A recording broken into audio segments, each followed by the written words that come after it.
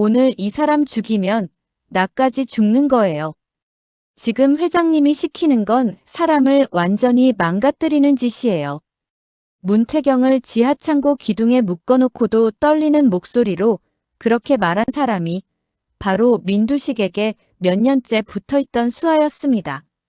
시간을 조금 거슬러 올라가면 납치된 문태경은 이미 여러 번 기절과 각성을 반복하고 있는 상태였습니다. 팔은 등 뒤로 묶여 있었고 입가에서는 계속 피가 흘러내렸습니다. 발등은 군화에 수차례 지시겨진 흔적으로 퉁퉁 부어 있었고요. 회장님이 뭐라 그랬는지 알지? 이번엔 사고처럼도 아니고 그냥 실종 처리도 아니야. 숨이 붙어 있으면 안 된다고 했다. 다른 수하가 쇠파이프를 들고 한 번 더 복부를 내려 찍으려는 순간 처음 말리던 수하가 팔을 붙잡았습니다. 그만해. 이미 갈비뼈 몇 개는 나간 것 같은데. 그래서 더 치라고 했잖아. 이 바보야. 갈등이 눈빛에서 부딪히고 있을 때 문태경은 희미하게 웃음 비슷한 걸 흘렸습니다. 지금 늦었어요. 나 이미 회장님이 어떤 사람인지 다 퍼뜨려 놨거든요. 수아 둘이 동시에 그를 내려다봤습니다. 뭐라고? 여기 오기 전에 변호사한테 USB 하나 맡겨놨습니다. 내가 30시간 안에 연락 안 되면 그 안에 있는 자료 전부 검찰로 보내라고요. 문태경의 목소리는 끊어질 듯 약했지만 눈빛만큼은 또렷했습니다. 여기 CCTV 회장님이 날 어떻게 처리했는지 그거도 같이요. 그러니까 지금 나 죽이면 당신들은 살인 공범에서 못 빠져나가요. 회장님이 제일 먼저 버릴 사람도 그쪽이고요. 수아들의 눈빛이 여러 번 흔들렸습니다.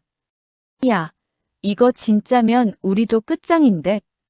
제가 허세 떠는 거일 수도 있잖아. 그럼 회장님이 우릴 지켜줄까? 이 사람 말대로면 지금까지 처리했던 일도 다 올라올 수 있는데. 혼란이 극도로 올라간 그 순간 밖에서 급하게 뛰어오는 발소리가 들렸습니다. 큰일 났어요. 다른 팀이 또 출발했다는 소문 돌던데요. 회장님이 우리 못 믿고 더 보냈대요. 그 말을 듣는 순간 처음부터 동요하던 수하의 표정이 완전히 갈라졌습니다. 됐어. 우리도 살 길 찾아야지. 이 사람 여기 놔두고 튀자. 몇 번 더 주먹이 날아오긴 했지만 더 이상 치명상을 주는 타격은 없었습니다. 결국 수아들은 문태경의 손을 느슨하게 풀어놓고 핏자국을 남긴 채 허겁지겁 현장을 떠났습니다. 간신히 풀려난 문태경은 기둥에 기대 잠깐 숨을 고른 뒤 모든 힘을 쥐어짜 일어섰습니다. 설이 씨한테 가야 한다. 저 사람 지금 혼자 울고 있겠지. 어지러운 시야를 붙잡고 밖으로 비틀거리며 나가는데 길가에 세워져 있던 승용차 한 대가 눈에 들어왔습니다. 문태경은 마지막 남은 힘으로 차문을 열고 자신의 휴대폰을 찾아 들었습니다. 화면에는 마지막까지 남아있던 메시지가 떠 있었습니다. 제발 무사히 돌아와요. 나 이제 더는 누구 장례식장에 못 서겠어요. 발신인 백설이. 약속 지켰죠. 나 살아 돌아가고 있습니다. 그렇게 속으로 중얼거리며 문태경은 차문을 붙잡고 간신히 차에 몸을 싣고 운전대를 잡았습니다. 피 때문에 시야가 자꾸 흐려졌지만 내비게이션에 마지막으로 찍어둔 주소 하나만은 또렷했습니다. 그렇게 하염없이 핸들을 잡고 가다가 결국 루시아 집 앞 도로에서 브레이크를 3개 밟지도 못한 채 차가 턱 하고 멈췄고 그대로 핸들에 머리를 박고 쓰러지듯 엎어졌습니다. 그때 문 밖으로 뛰어나온 사람이 있었습니다. 태경 씨? 문태경 씨 맞죠? 이게 무슨... 백설이었습니다. 낮부터 불안해서 일이 손에 잡히지 않던 백설이는 창밖에서 낯선 차가 덜컹거리며 멈추는 소리를 듣고 이상한 느낌이 들어 문 밖으로 뛰어나왔던 거였어요. 차 안으로 몸을 기울이는 순간 피냄새가 코끝을 강하게 쳤습니다. 야, 눈 떠봐요. 눈 좀 떠보라고요. 문태경은 겨우 눈을 반쯤 뜨더니 입술만 간신히 움직였습니다. 설희 씨나 약속 지켰습니다. 살아서 돌아왔어요. 그 말을 끝으로 머리가 툭 떨어지듯 기절해버리고 말았습니다. 구급차가 도착했을 때 백설이는 먼저 뛰어 올라타서 들것을 붙잡았습니다. 이 사람 지금까지 심장 멈춘 적은 없죠? 숨 쉬고 있죠? 제발, 제발 좀 살려주세요. 의사는 짧게 대답했습니다. 맥은 잡힙니다. 하지만 상태가 굉장히 안 좋습니다. 뇌 손상 여부도 확인해야 해요. 백설이는 그 말에 더 이상 울음조차 나오지 않았습니다. 선생님, 뭐든 다 하세요. 돈이 문제면 민두식한테 뽑아내면 되니까요. 이 사람만 살려주세요. 수술실 앞에서 기다리던 시간 동안 스텔라장이 급히 병원으로 찾아왔습니다. 설이야, 어떻게 된 거냐? 얼굴이 왜 이래? 어제 아니, 오늘 아침부터 느낌이 안 좋았어요. 회장님이 이상한 소리 하는 걸 듣긴 했는데 그때 왜 더 세게 못 나갔는지 모르겠어요.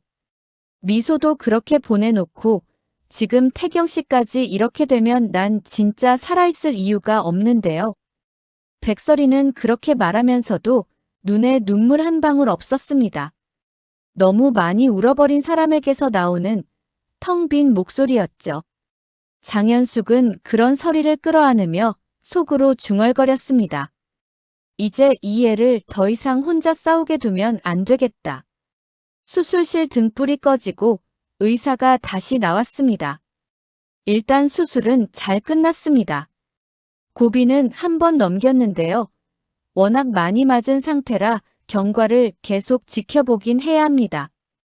의식 회복까지 시간이 좀 걸릴 수 있고요. 그 말을 들은 순간 백설이 눈빛이 바뀌었습니다. 살 수 있다는 거죠. 그 말이죠. 선생님, 지금 이 사람 혼수 상태라도 제 말 들을 수 있을까요? 의식이 완전히 없는 상태라 확답은 못 드립니다. 그래도 들을 수 있다는 전제로 말 좀 할게요. 허공 보고 떠드는 미친 사람처럼 보여도 그냥 놔두세요. 의사는 살짝 고개를 끄덕이고 자리를 비켜주었습니다. 병실로 옮겨진 문태경은 산소호흡기와 각종 기계에 둘러싸인 채 누워 있었습니다. 백설이는 의자에 앉지도 않고 침대 옆에 서서 조용히 말했습니다. 문태경, 들려요? 당신이 나한테 했던 말 기억나요? 우리가 안 하면 아무도 안 한다고. 회장님이 미소 인생 망가뜨린 거, 당신 부모님까지 손 뗀 거, 우리가 아니면 끝까지 들춰낼 사람이 없다고 했잖아요. 잠깐 숨을 골랐다가 말투가 달라졌습니다. 그래서 결심했어요. 이제 나 예전처럼 울기만 하는 백설이 아니에요. 노래만 부르던 루시아도 아니고요. 당신이 눈 못 떠도 내가 끝까지 가볼 거예요. 당신이 눈 뜨면 그때 결과 보여줄게요. 민두식, 민경채 그리고 공실장까지. 딱. 장현숙이 그런 서리를 조용히 바라보며 속으로 생각했습니다. 이 아이, 이제 돌아올 수 없는 강을 건넜네. 나라도 끝까지 옆에 서 있어야겠다. 그 시각 민경채는 집에서 민세리 옆에 누워 있었습니다. 민세리가 자기 딸이 아니라는 사실을 알고 난 뒤 잠시 무너지는 듯 했지만 오히려 이상할 만큼 조용해졌습니다. 자고 있는 민세리를 바라보면서 민경채는 속으로 중얼거렸습니다. 그래, 핏줄 아니면 어때? 난 이 아이 말고는 아무도 없어. 이 애가 내 편 들어준 적은 거의 없었는데도 이상하게 이 애 없으면 집이 비어 보여. 민세리 볼을 살짝 쓰다듬으며 낮게 속삭였습니다. 세리야, 누가 뭐라고 해도 넌 내 사람이야. 내 딸이고 내 인생에서 내가 지켜야 할 마지막 카드야. 알겠지? 다음 날 아침, 민경채는 유난히 침착한 표정으로 세리에게 웃어 보였습니다. 우리 오늘 같이 밥 먹을까? 무슨 반찬 좋아하는지 내가 아직도 잘 모르더라. 민세리는 어색한 마음을 숨기지 못했지만 그래도 어젯밤 따뜻하게 안아줬던 민경채의 모습이 떠올라 조금 마음이 풀리기도 했습니다. 저 계란말이요. 어릴 땐 그게 제일 맛있었어요. 그 말을 들은 공 실장이 조용히 웃으면서 덧붙였습니다. 보셨어요, 상무님? 직접 낳은 자식만 자식이 아니에요. 같이 울고 웃고 싸우고 나면 그게 다 가족이죠. 민경채는 그 말에 잠깐 위로받는 듯 했지만 곧 눈빛이 다시 차가워졌습니다. 그래, 그러니까 그날 구급차 안에서 같이 타고 있던 그 여자 그 사람은 어디 가서 어떻게 살고 있을까? 내 아이 빼앗아간 그 여자 말이야.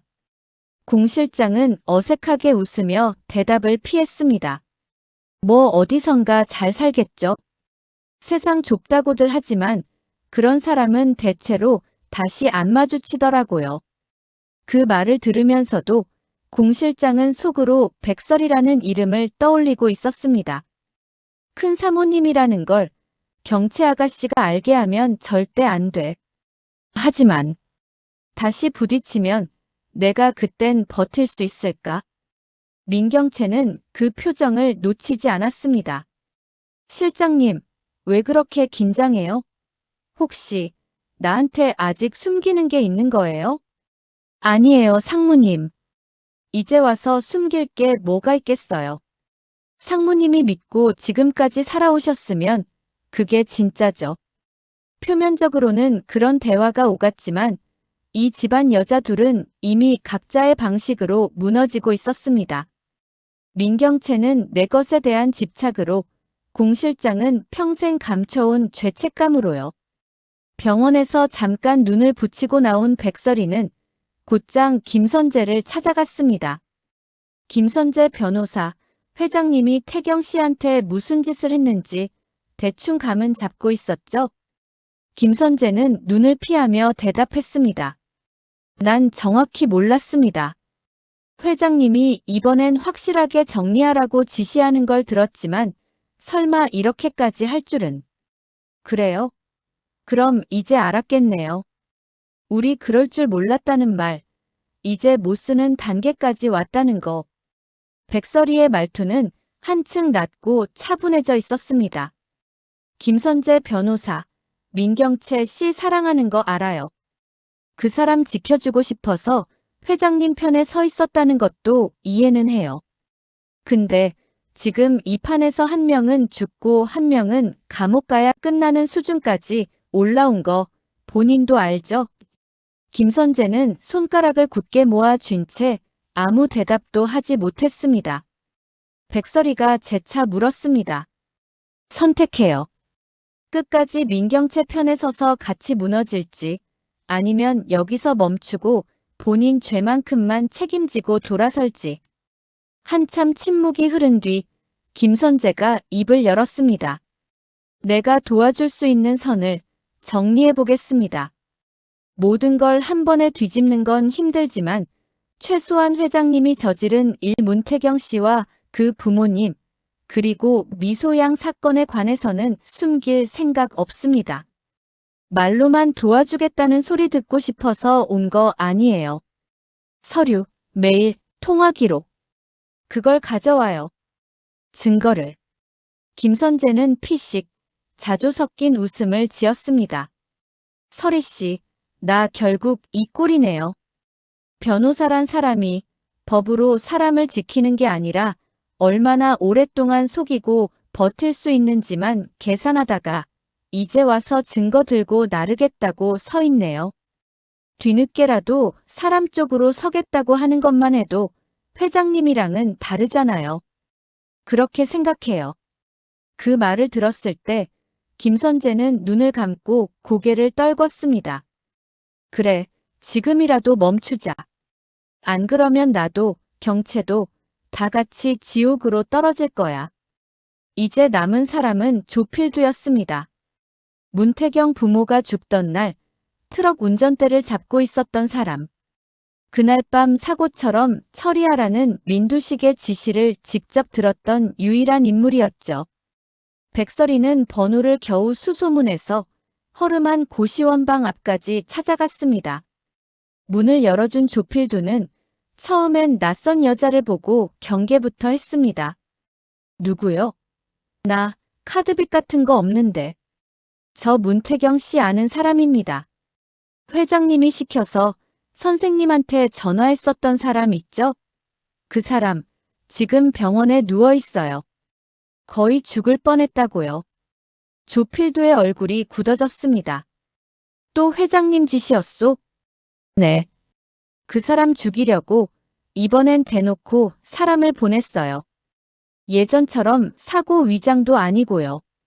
잠시 침묵이 흐른 뒤 조필두가 입술을 깨물고 말했습니다. 그날도 그랬지. 나한테도 그랬어. 그냥 사고처럼 처리하라고. 한 집안만 싹 정리하면 된다고. 백설이는 숨을 한번 고르고 본론을 꺼냈습니다. 선생님, 이제라도 진실 말해주면 늦었지만 그래도 미소랑 태경 씨 부모님한테 조금이라도 빚 갚는 거라고 생각해요. 나도 미소 엄마로서 거기까지는 봐줄 수 있어요. 근데 더 숨기면 그건 같이 가자는 거예요. 조필두는 한참 동안 벽을 보고 있다가 결국 허탈한 웃음을 흘렸습니다.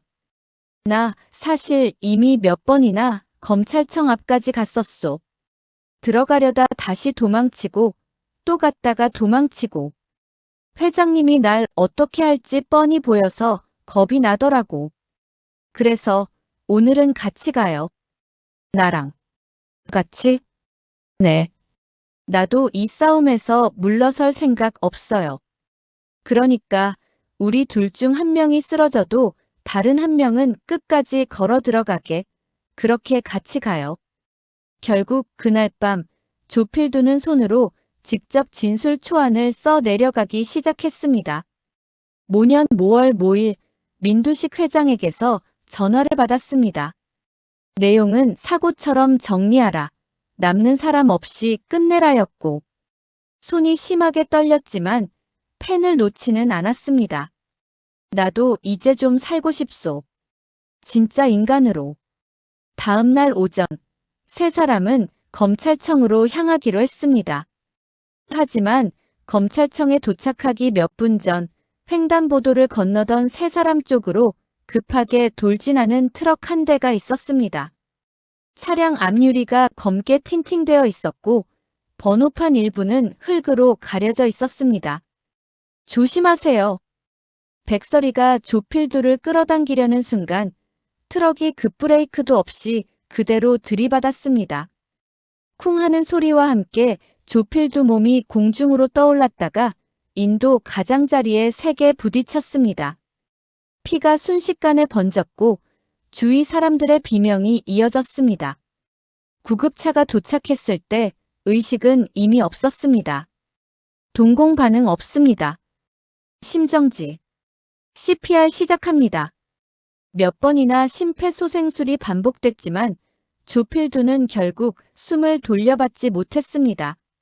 사의를 선언하는 의사의 목소리가 주변 소음을 뚫고 또렷하게 들렸습니다. 사망시간 오전 10시 42분. 백설이는 그대로 그 자리에 주저앉았습니다. 선생님 어젯밤에 이제 인간으로 살고 싶다고 했잖아요. 겨우 입 열려고 했는데 이게 뭐예요? 눈물 한 방울이 아니라 속이 타 들어가는 느낌만 남아 있었습니다. 하지만 한 가지 사실만은 분명했습니다. 검찰청 메일 계정에는 전날 밤 이미 조필두의 진술서와 녹취 파일 사본이 도착해 있었다는 점이었죠. 입은 막았지만 말은 이미 남겨진 상태였습니다.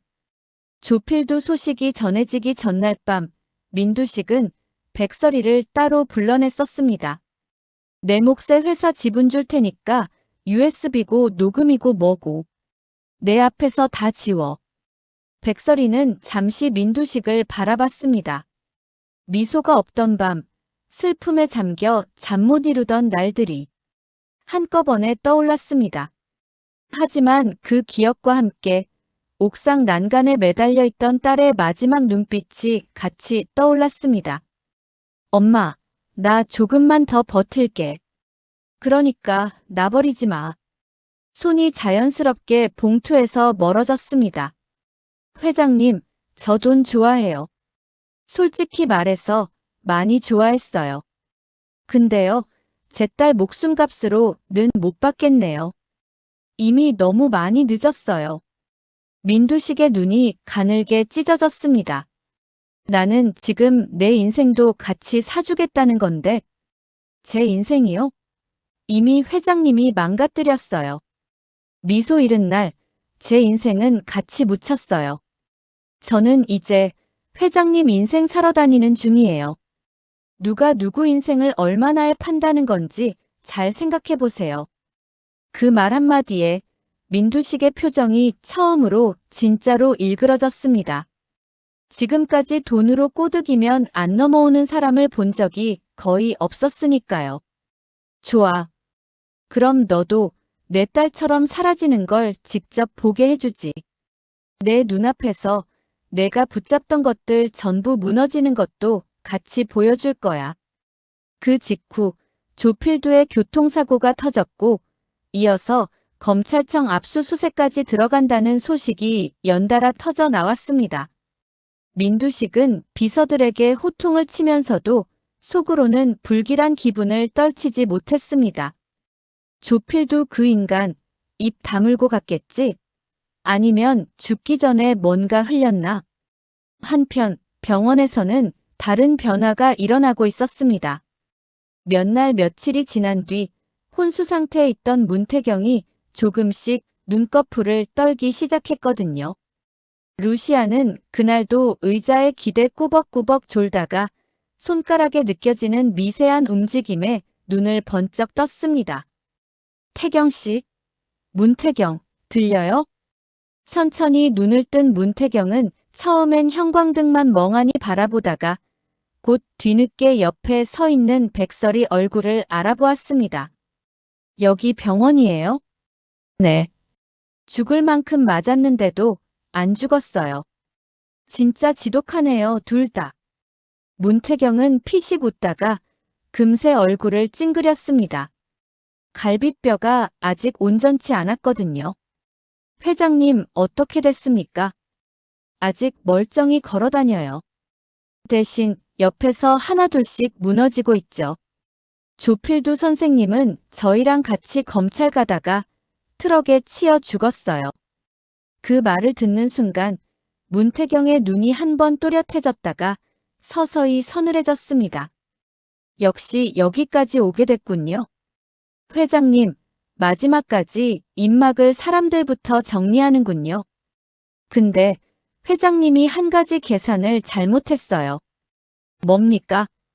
조필두 선생님, 전날 밤에 이미 진술서랑 녹음 파일 전부 검찰 쪽으로 보내놨대요.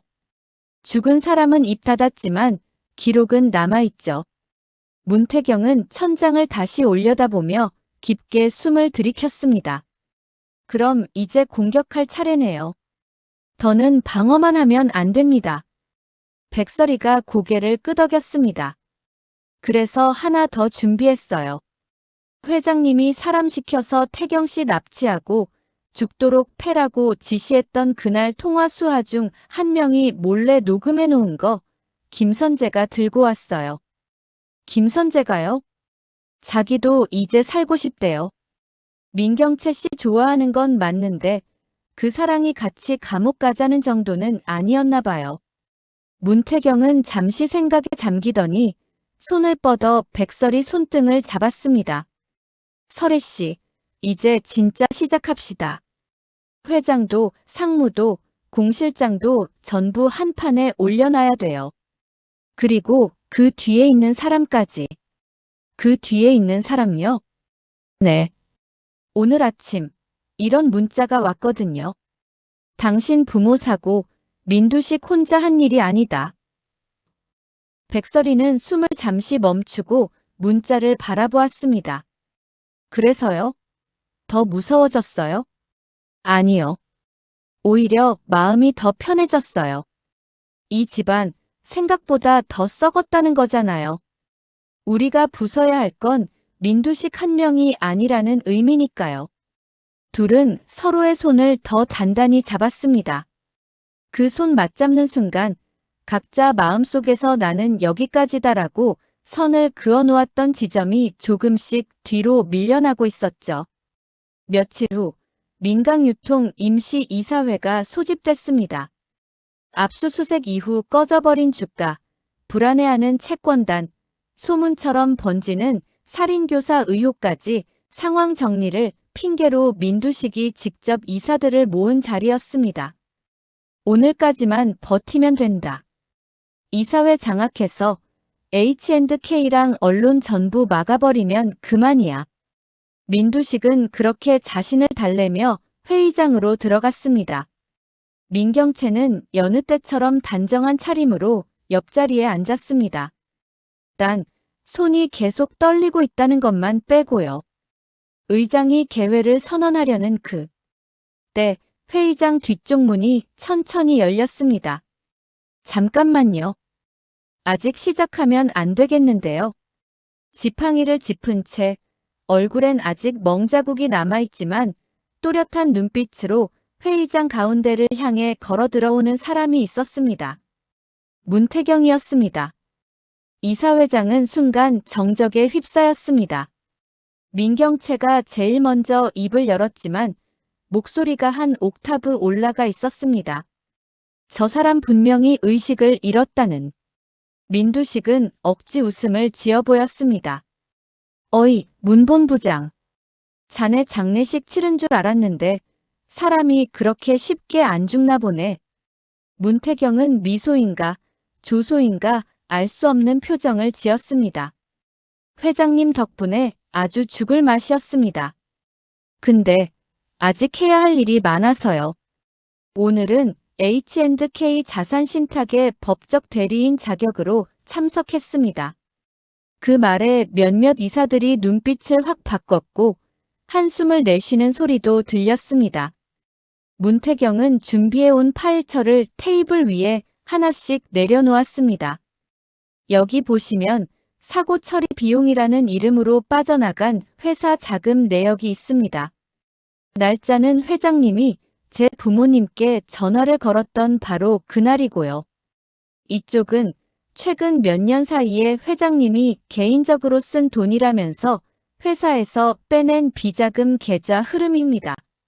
민두식이 소리쳤습니다. 그거 다 합법적인 절차 밟은 거래야. 경영 판단에 따른. 여기에 회장님이 저를 납치하라고 지시한 통화 녹음도 같이 첨부돼 있습니다. 살인 미수 혐의는 경영 판단으로 넘어갈 수 있을지 강력부 검사님께 한번 여쭤보시죠. 녹음이 재생되는 순간 회의장은 숨쉬는 소리조차 들리지 않을 만큼 조용해졌습니다. 회사 앞에서 죽치고 있다가 덮치라고 몇 번을 말해. 사람을 더 붙여. 돈이 얼마나 들든 상관없으니까. 또 실패하면 그땐 니들이 대신 죽을 각오해. 목소리는 분명히 민두식의 것이었습니다. 이사들 중 몇 명은 노골적으로 고개를 숙였고 누군가는 손으로 입을 가렸습니다. 백설이가 회의장 뒤편에서 그 모습을 조용히 지켜보고 있었습니다. 그래, 이제 내 말투 그대로 돌려줄 차례야. 사람을 더 붙여라며 웃던 그 얼굴로 수갑 맞는 거 한번 보자. 민경채는 억지로 웃음을 지으며 말했습니다. 녹음 파일이라고 다 진실은 아니잖아요. 요즘 기술 좋으니까 누가 악의적으로 합성했을 수도 있고. 그때 문태경이 시선을 슬쩍 회의장 뒤편으로 돌렸고 백설이가 앞으로 나왔습니다. 그날 병원 복도에서 회장님이 뭐라고 했는지 제가 직접 들었어요. 이번엔 제대로 처리해라고요. 누가 누구를 죽이겠다는 뜻인지 상식 있는 사람이면 다 알 텐데요. 민두식의 얼굴이 퍼렇게 질렸습니다. 넌 왜 또 끼어들어?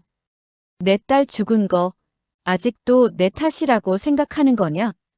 네. 지금도 앞으로도요. 그리고 이제 태경 씨까지 그렇게 만들려고 했으니까 더 이상 참을 이유도 없죠. 그때 회의장 문이 또 한 번 열렸습니다. 검찰 수사관들이 영장을 들고 들어왔습니다. 민강유통 민두식 회장님, 비자금 조성 및 횡령, 그리고 살인 교사와 살인 미수 혐의로 압수수색 및 체포영장이 발부됐습니다. 이사회장은 단 몇 초 만에 아수라장이 됐습니다. 민두식은 책상을 내리치며 소리쳤습니다. 누가 내 뒤통수를 친 거야? 이사들 중에 누가? 하지만 수사관들은 매뉴얼대로 그를 연행하기 위해 움직였습니다. 연행 과정에서 예상치 못한 일이 하나 더 벌어졌습니다. 공 실장이 갑자기 가슴을 부여잡고 휘청거리더니 그대로 회의장 바닥에 쓰러져 버린 겁니다. 실장님! 민경채가 비명을 지르며 공 실장 쪽으로 뛰어갔습니다. 공 실장은 숨을 헐떡이며 민경채 손목을 붙잡았습니다. 경채야 미안하다. 내가 그때 욕심만 안 부렸으면 너 이렇게 안 살았을 텐데. 무슨 소리예요, 실장님. 지금 그런 말 하지 말고 숨부터 쉬어요. 숨. 백설이는 그 광경을 복잡한 눈빛으로 바라보고 있었습니다.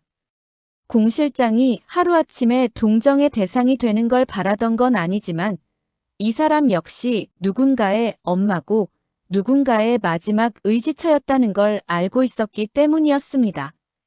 곧 구급대가 도착해 공 실장을 실어갔지만 병원 도착 전에 심장이 한 번 멈췄다가 가까스로 돌아오는 상황까지 갔다고 했습니다. 위험한 고비 한 번 넘기긴 했는데 언제 어떻게 될지 장담 못합니다. 의사의 말에 민경채는 병원 복도를 몇 번이고 오르내리며 자기 자신을 쥐어뜯었습니다. 공 실장까지 이렇게 쓰러지면 나 진짜 혼자네. 아버지는 수갑차고 실장님은 심장 멈추고 남은 건 세리뿐이야. 그런데 그 세리는 그 시간에 다른 곳에서 전혀 다른 진실을 마주하고 있었습니다.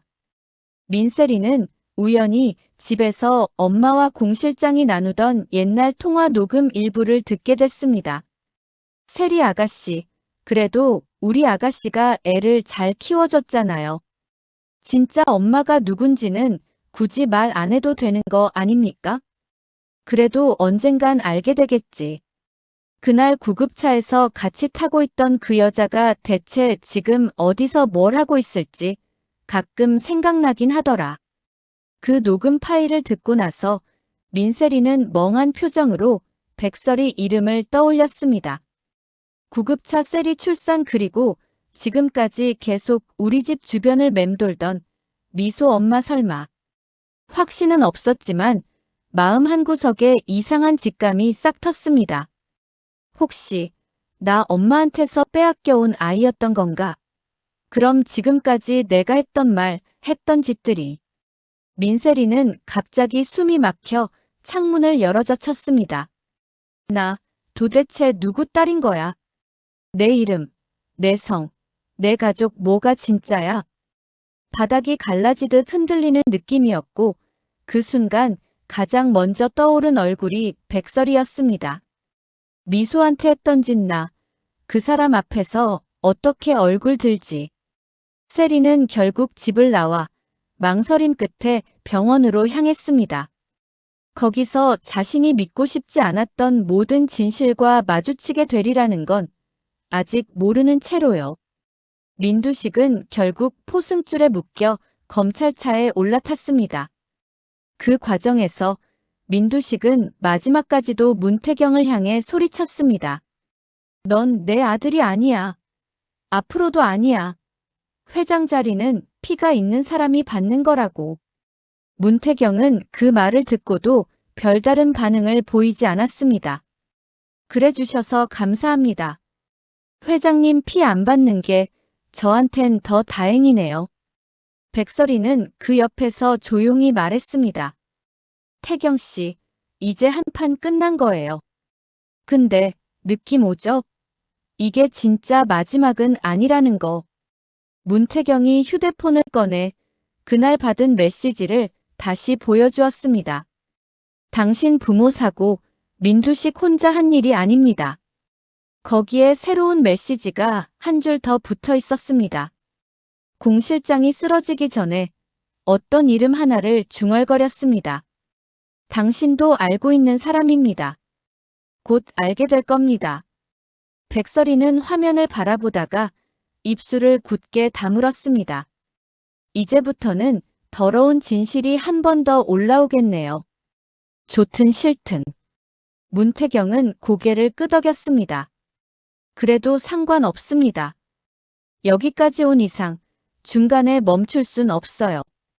회장님이 내 부모 인생을 짓밟았고 세상 전부가 설희 씨 딸을 버렸으니까요. 우리도 끝까지 가는 수밖에요. 복도 끝에서 장현숙이 그 둘을 지켜보고 있었습니다. 이 아이들, 이제 돌아갈 길이 없구나. 그럼 나는 이 애들이 끝까지 서 있을 수 있게 뒤를 지켜주는 사람이 되어야겠네. 병원 창밖으로 저녁 어둠이 슬며시 내려앉고 있었습니다. 민두식이 잡혀갔다고 해서 끝난 게 아니라 오히려 더 큰 싸움을 시작하라는 신호처럼 느껴지는 밤이었죠. 백설이는 마지막으로 혼자서 중얼거렸습니다. 미소야, 봤지? 시작이야. 내가 떨어졌던 그 옥상에서 시작된 이 판. 이제 진짜로 뒤집어 볼게. 엄마가 끝까지 가볼게. 그리고 그 옆에서 문태경도 조용히 손을 쥐었습니다. 아버지, 어머니 이제 제 차례입니다. 제가 만든 지옥에서 저 사람들 끝까지 끌어내릴게요. 그렇게 해서 민두식이 문태경을 납치해 거의 죽일 뻔한 사건은 오히려 백설이를 완전히 다른 사람으로 만들어버리는 방아쇠가 되었습니다. 눈물만 흘리던 엄마에서 민강 유통과 이 집안을 통째로 집어삼키겠다고 결심한 복수의 화신 루시아로요. 그리고 아직 등장하지 않은 이름 하나가 그들 발밑에서 조용히 판을 더 흔들 준비를 하고 있었습니다. 누가 먼저 무너질지, 누가 끝까지 버틸지, 진짜 막장은 이제 막 이막 커튼을 올린 참이었습니다. 드라마 리뷰 탐정의 다음 추리도 놓치지 마세요. 더 흥미진진한 리뷰를 위해 구독, 좋아요 부탁드려요. 감사합니다.